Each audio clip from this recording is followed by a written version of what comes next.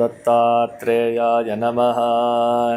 ಓಂ ಐಂ ಹ್ರೀಂ ಶ್ರೀಂ ಲಲಿತಾಂಬಿಕಾಯೈ ನಮಃ. ಎಲ್ಲ ಧರ್ಮಬಂಧುಗಳಿಗೂ ಕೂಡ ಸದ್ಗುರು ದತ್ತಾತ್ರೇಯರ ವನದುರ್ಗಾ ಮಾತೆಯ ದಿವ್ಯ ಕೃಪಾಶೀರ್ವಾದವನ್ನು ಪ್ರಾರ್ಥನೆ ಮಾಡ್ತಾ ಈ ದಿನದ ದತ್ತಧಾರೆ ಕಾರ್ಯಕ್ರಮಕ್ಕೆ ಸ್ವಾಗತ ಮಾಡ್ತಾ ಇದ್ದೀವಿ. ಇವತ್ತಿನ ದಿನ ಬಹಳ ಮುಖ್ಯವಾಗಿ ಭೂಮಿ ತೊಗೊಂಡಿದ್ದೀವಿ, ನಮಗೆ ಮನೆ ಕಟ್ಟೋಕ್ಕಾಗ್ತಾ ಇಲ್ಲ. ಇನ್ನು ಲೇಔಟ್ ಮಾಡೋಣ ಅಂತ ಜಾಗ ತೊಗೊಂಡ್ವಿ, ಅದು ಲಿಟಿಗೇಟ್ ಆಗಿ ಕೂತಿದೆ. ಇನ್ನು ಅನೇಕ ರೀತಿಯಲ್ಲಿ ವ್ಯಾಪಾರ ಮಾಡೋದಕ್ಕೆ ಹೊರಟಿದ್ದೀವಿ ನಮ್ಮ ಮನೆಯನ್ನು, ಏನು ಮಾಡಿದ್ರೂ ವ್ಯಾಪಾರ ಆಗ್ತಾ ಇಲ್ಲ. ಇದು ಸರ್ವೇ ಸಾಮಾನ್ಯವಾದ ಸಮಸ್ಯೆ. ರಿಯಲ್ ಎಸ್ಟೇಟು ಅಂತ ಮಾಡೋಕ್ಕೆ ಹೋಗ್ತೀವಿ ಸ್ವಾಮಿ, ಏನೋ ಇಲ್ಲಿ ಇನ್ವೆಸ್ಟ್ ಮಾಡಿ ಒಂದು ಅಗ್ರಿಮೆಂಟ್ ಹಾಕ್ಕೊಂಡು ಒಂದು 4 ಕಾಸು ಸಂಪಾದನೆ ಮಾಡೋಣ ಅಂತ ಹೋಗ್ತೀವಿ. ಅಗ್ರಿಮೆಂಟ್ ಹಾಕ್ಕೊಳ್ಳೋವಾಗ ದುಡ್ಡು ಒದಗುತ್ತೆ, ಆಮೇಲೆ ಅದನ್ನು ಸೇಲ್ ಮಾಡೋಣ ಅಂದರೆ ಆಗೋದೇ ಇಲ್ಲ. ನಾವು ಹಾಕಿರ್ತೀವಿ, ಕಂಡೀಷನ್ ಹಾಕಿರ್ತೀವಿ, ನಾವು ಇಷ್ಟು ದಿನದಲ್ಲಿ ಮಾಡಲಿಲ್ಲ ಅಂತಂದರೆ ನಮ್ಮ ಹಣವನ್ನು ಇಷ್ಟು ಹಿಡ್ಕೊಂಡು ಕೊಡಬೇಕು ಅಥವಾ ಇಷ್ಟು ಪೆನಾಲ್ಟಿ ಅಂತೆಲ್ಲ ಮಾಡಿರ್ತೀವಿ. ಈ ರೀತಿ ಹಣವನ್ನು ಕಳ್ಕೊಳ್ತಾ ಇದ್ದೀನಿ, ಏನು ಮಾಡಬೇಕು? ವ್ಯಾಪಾರ ಆಗ್ತಾಯಿಲ್ಲ, ಮನೆ ಕಟ್ಟೋಕ್ಕಾಗ್ತಾ ಇಲ್ಲ. ಇನ್ನು ನಾವು ಲೇಔಟ್ ಮಾಡೋಣ ಅಂತ ಜಮೀನು ತೊಗೊಂಡ್ರಲ್ಲಿ ಅನೇಕ ವಿಧವಾದ ಸಮಸ್ಯೆಗಳು ತಲೆದೋರ್ತಾ ಇದೆ. ಏನು ಮಾಡಬೇಕು? ಇದಕ್ಕೆ ಬಹಳ ಸುಲಭವಾದ ಪರಿಹಾರ, ಆ ಜಾಗದ ಮಣ್ಣನ್ನು ತೊಗೊಂಡ್ಬನ್ನಿ. ಸ್ವಲ್ಪ ಮಣ್ಣನ್ನು ತಂದು ಅದಕ್ಕೆ ಅರಿಶಿನ, ಕುಂಕುಮ, ಹಾಲು, ತುಪ್ಪದಿಂದ ಪೂಜೆ ಮಾಡಿ 3 ದಿನ ಪೂಜೆ ಮಾಡಿ 4ನೇ ದಿನ ದತ್ತನ ಸನ್ನಿಧಿಯಾಗಲಿ ವಿಷ್ಣುವಿನ ಸನ್ನಿಧಿಯಲ್ಲಾಗಲಿ ತೊಗೊಂಡು ಹೋಗಿ ಅದನ್ನು ಸಮರ್ಪಣೆ ಮಾಡಿ ತುಳಸಿಯಿಂದ ಅರ್ಚನೆ ಮಾಡಿಸಿ. ಈ ಭೂಮಿಯ ಋಣ ನನಗಿದೆ ಅನ್ನೋದಾದರೆ ನೀನೇ ಕೊಟ್ಟಿದ್ಯಾ, ಇದರಿಂದ ನನಗೆ ನೀನೇ ಒಂದು ಮನೆಯನ್ನು ನಿರ್ಮಾಣ ಮಾಡಿಸ್ಕೊಡು, ಇಲ್ಲಿ ನಾನು ಮಾಡುವಂತಹ ವ್ಯವಹಾರದಲ್ಲಿ ನನಗೆ ಲಾಭವನ್ನು ಕೊಡು ಅಂತ ಹೇಳಿ ಆ ಶ್ರೀಮನ್ನಾರಾಯಣನ ಪಾದಗಳಿಗೆ ತುಳಸಿಯಿಂದ ಅರ್ಚನೆ ಮಾಡಿ. ತುಳಸಿ ದೇವಿ ನಿಮಗೆಲ್ಲ ಗೊತ್ತಿದೆ, ಮಹಾಲಕ್ಷ್ಮಿಯ ಸ್ವರೂಪ. ತುಳಸಿ ಇಲ್ಲದ ಪೂಜೆ ವಲ್ಲನೋ ಹರಿವಲ್ಲನೋ ಅಂತ.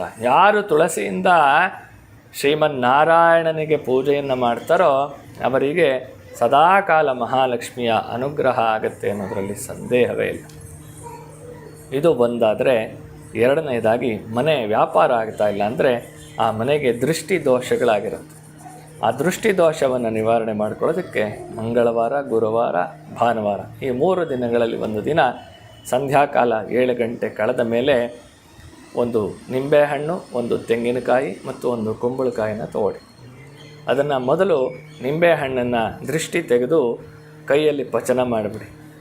ಆಮೇಲೆ ತೆಂಗಿನಕಾಯಿನ ಒಡೆದು ಹಾಕಿ, 3ನೇದು ಕುಂಬಳಕಾಯನ್ನು ಮೇಲ್ಗಡೆ ಸ್ವಲ್ಪ ಓಪನ್ ಮಾಡಿ ಅದರೊಳಗಡೆ ಅರಿಶಿನ, ಸುಣ್ಣ ಮತ್ತು ಒಂದು 3-4 ಕಾಯಿನ್ಸ್ನ ಹಾಕಿ ಅದನ್ನು ಚೆನ್ನಾಗಿ ನೀರು ಹಾಕಿ ಸ್ವಲ್ಪ ಚೆನ್ನಾಗಿ ಒಳಗಡೆ ಅಲ್ಲಾಡಿಸಿದಾಗ, ಯಾವುದಾದ್ರೂ ಒಂದು ಕಡ್ಡಿಯಲ್ಲೋ ಯಾವುದ್ರಲ್ಲಾದರೂ ಚೆನ್ನಾಗಿ ಅಲ್ಲಾಡಿಸಿದಾಗ ಅದು ಗೋಕಳಿ ನೀರಾಗಿ ಒಳಗಡೆ ಆ ಕುಂಬಳಕಾಯಿ ಒಳಗಡೆ ಎಲ್ಲ ಹರಡ್ಕೊಂಡಿರುತ್ತೆ. ಅದನ್ನು ದೃಷ್ಟಿ ತೆಗೆದು ಅದನ್ನು ಒಡೆದುಬಿಡಿ. ಆಗ ದೃಷ್ಟಿ ದೋಷ ನಿವಾರಣೆ ಆಗುತ್ತೆ. ಇದು ಲೇಔಟ್ ಮಾಡ್ತಾ ಇರೋರಾದರೂ ಆಗಬಹುದು, ಜಮೀನು ಮಾರಾಟ ಮಾಡಬೇಕು ಅಂದ್ಕೊಳ್ಳೋರು ಕೂಡ ಮಾಡಬಹುದು, ಇನ್ನು ಮನೆಯನ್ನು ಮಾರಾಟ ಮಾಡಬೇಕು ಅನ್ನೋರು ಕೂಡ ಇದನ್ನು ಮಾಡಬಹುದು. ಈ ರೀತಿ ಮಾಡಿದ ನಂತರ ಆ ಶ್ರೀಮನ್ನಾರಾಯಣನ ಪ್ರಾರ್ಥನೆಯನ್ನು ಮಾಡಿಕೊಳ್ಳಿ. ನಾನು ಹೇಳ್ಕೊಟ್ಟಿದ್ದೀನಿ ಮಹಾಲಕ್ಷ್ಮಿಯ ಒಂದು ಪೂಜೆಯನ್ನು. ಇದನ್ನು ಮಾಡಿ ಅಮಾವಾಸ್ಯೆಯಲ್ಲಿ ಬಂದು ದತ್ತನ ಸನ್ನಿಧಾನದಲ್ಲಿ ದಶಭುಜ ಮಹಾಲಕ್ಷ್ಮಿ ಹವನದಲ್ಲಿ ಭಾಗವಹಿಸ್ತಾ ಬನ್ನಿ. ಅಯ್ಯೋ ನಾನು ಮಾಡಿದೆ ಸ್ವಾಮಿ, 2 ಸಲ ಮಾಡಿದೆ, 3 ಸಲ ಮಾಡಿದೆ, ಏನೂ ಗಿಟ್ಲೇ ಇಲ್ಲ, ಏನೂ ಅನುಕೂಲನೇ ಆಗ್ತಾಯಿಲ್ಲ. ಬರ್ತಾರೆ, ನೋಡ್ತಾರೆ, ಎಲ್ಲ ಆಯಿತು ಅಂತಾರೆ, ಮನೆಗೆ ವಾಪಸ್ ಹೊರಟೋಗ್ತಾರೆ, ಯಾರೂ ಬರಲ್ಲ. ತಾಳಿದವನು ಬಾಳಿಯಾನು. ನಾಳೆ ಬೆಳಗ್ಗೆನೇ ಎಲ್ಲ ಕೆಲಸ ಆಗಿಬಿಡ್ಬೇಕು ಅಂದರೆ ಆಗಲ್ಲ. ಕರ್ಮವನ್ನು ಹಂತವಾಗಿ ಕಳ್ಕೊಳ್ಬೇಕು ಅಂತ ನಾನು ಹೇಳಿದ್ದೀನಿ. ಹೀಗೆ ಮಾಡ್ತಾ ಹೋಗಿ ಖಂಡಿತವಾಗಲೂ ಲಿಟಿಗೇಷನ್ ಇರೋವಂತಹ ಜಾಗಗಳು ಸರಿ ಹೋಗ್ತಾ ಬರುತ್ತೆ. ಇನ್ನು ಮುಂಚೆ ಹೇಳಿಕೊಟ್ಟಿದ್ದೆ, ಉಪ್ಪು, ಬೆಲ್ಲ ಮತ್ತು ಮೆಣಸಿನಿಂದ ದತ್ತನಿಗೆ ಸಮರ್ಪಣೆ ಮಾಡೋದರಿಂದ ಕೂಡ ನಿಮ್ಮ ಈ ಒಂದು ವ್ಯಾಪಾರ ವ್ಯವಹಾರಗಳಲ್ಲಾಗಿರುವಂತಹ ಅಡೆತಡೆಗಳು ದೂರವಾಗುತ್ತೆ ಅಂತ. ಇನ್ನು ಕರಿ ಸಾಸಿವೆ ಪರಿಹಾರ ಕೂಡ ನಾನು ನಿಮ್ಗೆ ಹೇಳಿಕೊಟ್ಟಿದ್ದೆ.